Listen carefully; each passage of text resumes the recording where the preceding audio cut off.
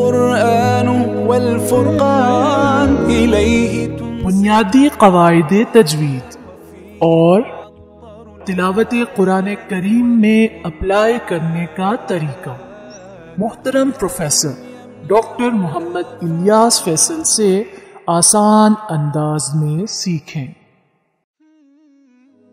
بسم اللہ الرحمن الرحیم۔ قواعد تجوید کے حوالے سے اب ہم آپ کو را کے کچھ قواعد بتائیں گے۔ را کو کہاں باریک پڑھا جاتا ہے اور کہاں موٹا پڑھا جاتا ہے، اس حوالے سے را کا پہلا قاعدہ، اگر را کے اوپر زبر یا پیش ہو تو را کو موٹا پڑھا جائے گا، جیسے رب العالمین، را پر زبر ہے، اس کو ہم موٹا پڑھیں گے۔ اس کو باریک پڑھنا رب العالمین یہ غلطی شمار ہوگا۔ دوسری مثال ملاحظہ فرمائیے، وَإِذْ فَرَقْنَا بِكُمُ الْبَحْرَ، فرقنا میں را پر زبر ہے، اس کو موٹا پڑھیں گے۔ البحر، را پر زبر ہے، یہاں بھی را کو موٹا پڑھیں گے۔ دونوں جگہوں پہ را کو باریک پڑھنا غلطی شمار ہوگا، جیسے کوئی پڑھے وَإِذْ فَرَقْنَا بِكُمُ الْبَحْرَ، اگر را پر پیش ہو تو اس کی مثال ملاحظہ فرمائیے، كُلَّمَا رُزِقُوا مِنْهَا، رزقوا میں را پر پیش ہے، اس کو موٹا پڑھیں گے۔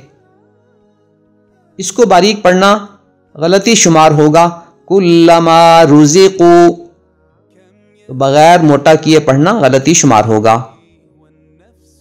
دوسری مثال ملاحظہ ہو، اتأمرون الناس، را پر پیش ہے، اس کو موٹا پڑھیں گے، اس کو اتأمرون الناس، باریک پڑھنا غلطی شمار ہوگا۔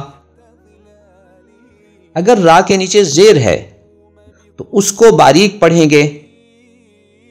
مثال ملاحظہ فرمائیے، وَبَشِّرِ الَّذِينَ، را کے نیچے زیر ہے، اس کو باریک پڑھنا ہوگا۔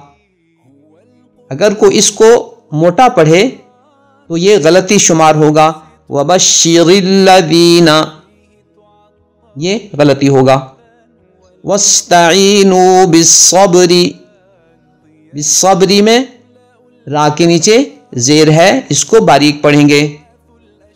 اگر کوئی اس کو موٹا پڑھتا ہے وَاسْتَعِينُوا بِالصَّبْرِ، را کو موٹا پڑھنا غلطی شمار ہوگا۔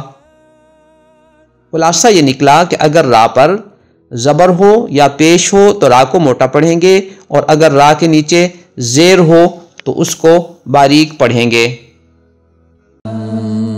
نظروا لطيبة ونور طه يسطعون